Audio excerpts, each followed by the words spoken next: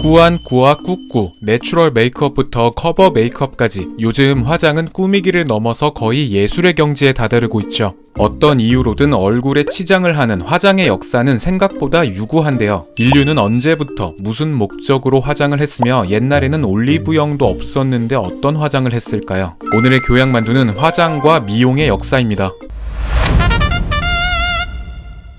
인간이 왜 화장을 하게 됐는가에 대해서는 몇 가지 설이 있습니다. 계급이나 종족, 성별 등을 구별하기 위한 목적으로 화장을 하기 시작했다는 신분 표시설, 자외선이나 모래 같은 자연으로부터 신체를 보호하기 위해서 뭔가를 바르기 시작했다는 보호설, 전쟁이나 사냥에서 자신을 은폐시키기 위한 위장술이 미용으로 발전했다는 위장설, 단점은 가리고 장점을 돋보이게 만들고 싶은 인간의 본능이라는 본능설 등이 있습니다. 현대에는 이 본능설이 가장 유력한 가설로 받아들여지고 있다고 하죠. 이 화장 본능이 언제부터 발현됐느냐? 놀랍게도 최초의 화장 흔적은 호모사피엔스 이전의 네안데르탈인의 유물에서 발견됐다고 합니다. 2010년에 스페인에서 네안데르탈인이 사용한 것으로 보이는 조개 껍질이 발굴됐는데요. 조개 껍질 안에는 화장품으로 추정되는 노란 빛깔의 색소와 검은색 광물이 섞인 붉은색 파우더가 들어있었다죠. 그동안은 네안데르탈인이 현생 인류인 호모사피엔스보다 덜 진화된 존재로 여겨졌는데 어떤 목적이든 화장을 했던 것이 사실이라면 그들의 지능 수준이 생각보다 높을 수도 있다는 증거가 될 수 있다고 합니다. 현존하는 가장 오래된 화장 기록은 고대 이집트로 거슬러 올라갑니다. 이집트 고대 유물들에서는 아이라인이 빡세게 그려져 있는 남녀의 모습이 심심치 않게 발견되는데요. 처음에는 미용보다는 주술적 혹은 의학적인 목적이 강했다고 하고요. 가장 큰 목적은 아무래도 환불. 고대인들은 악마가 신체의 구멍을 통해서 몸속에 들어온다는 믿음이 있었는데 악마를 놀래키기 위해서 눈가를 검게 칠했다는 설도 있고요. 2010년 한 과학 저널에 실린 내용에 따르면 이집트인들이 아이라이너로 사용했던 화장품에는 면역력을 높이는 성분이 포함되어 있었다고 합니다. 기온이 높은 지역에 사는 이집트인들에게 병균에 강한 성분으로 하는 눈 화장은 눈병 예방에도 효과가 있었을 것이라는 추측이죠. 차츰 화장은 점점 미용의 목적을 띠게 됩니다. 고대의 대표적인 미녀라고 꼽히는 클레오파트라를 다들 아실 텐데요. 사실 클레오파트라는 현대의 기준으로 보면 정석적인 미인은 아니었다고 하죠. 당시 사용된 동전을 보면 클레오파트라는 커다란 입과 긴 매부리 코를 가진 인물로 묘사되어 있습니다.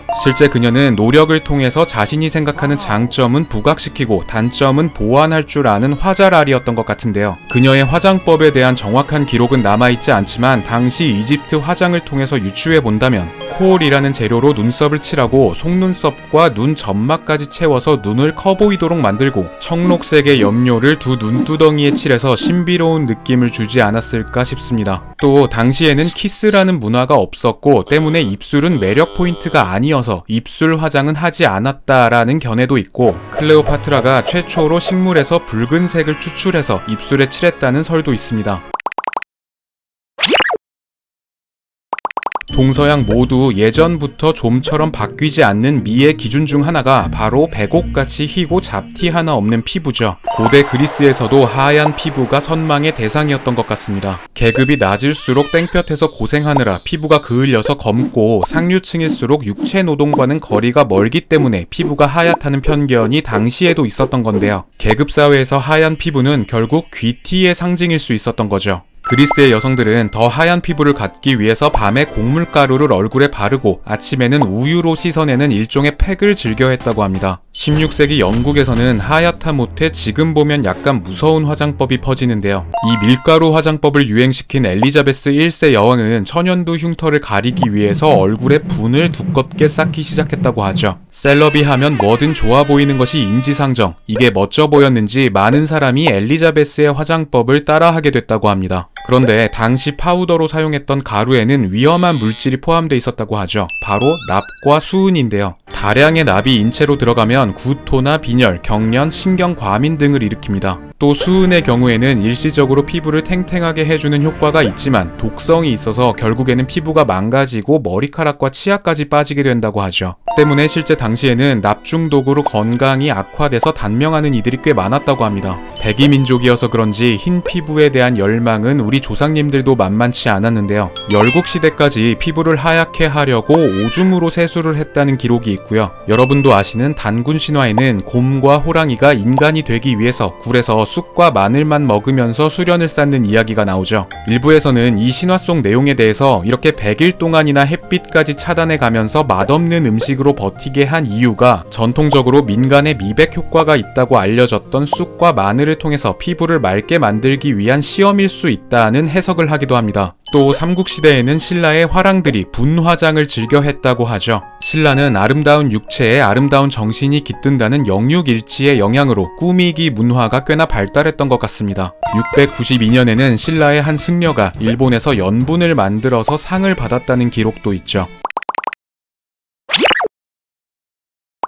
동서양에서 역사적으로 유행했던 재미있는 포인트 화장법이 몇 가지 있는데요. 17에서 18세기 프랑스에서는 얼굴에 무슈라는 인공 점 붙이기가 유행했답니다. 하얀 얼굴에 점 하나를 찍는 것이 마치 백자화병에 파리 한 마리가 앉은 듯 인상적이라고 해서 프랑스어로 파리를 의미하는 무슈라는 이름을 붙였다죠. 이 무슈는 원래는 얼굴에 생긴 트러블이나 흉터, 여드름 등을 감추기 위한 점 그리기였는데 우리가 생각하는 그런 매력적인 점과는 조금 다릅니다. 별이나 반달, 다이아몬드까지 얼굴에 온갖 모양의 점을 그려 넣었었죠. 그리는 위치에 따라서 풍기는 인상의 의미도 달랐습니다. 눈 근처의 점은 뇌쇄적인 분위기를 줬다고 하고요. 입술 위의 점은 장난기가 많다는 인상을, 이마 위의 점은 위험 있다는 인상을, 볼 위의 점은 친절하다는 인상을 준다고 생각했답니다.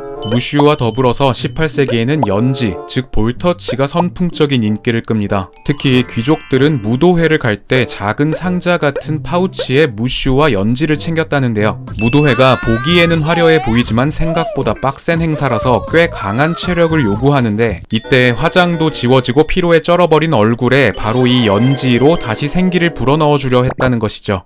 중국 사극을 보면 왕족이나 귀족들 손톱에 웬 긴 꽃갈콘이 한두 개 끼워져 있는데요. 이건 호갑투라는 장신구입니다. 당시 중국의 귀족들은 손톱 기르기에 진심이어서 손톱에 보호용 장신구까지 끼운 것인데요. 손톱을 기르는 이유는 한간에는 귀를 잘 파기 위해서라는 썰도 있지만 더 유력한 추측은 역시나 계급의 과시, 난 귀한 신분이라서 손을 많이 쓰는 험한 일을 할 필요가 없어 라는 의미가 강했다고 하죠.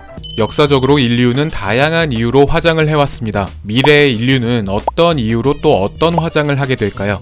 지금까지 교양만두였습니다.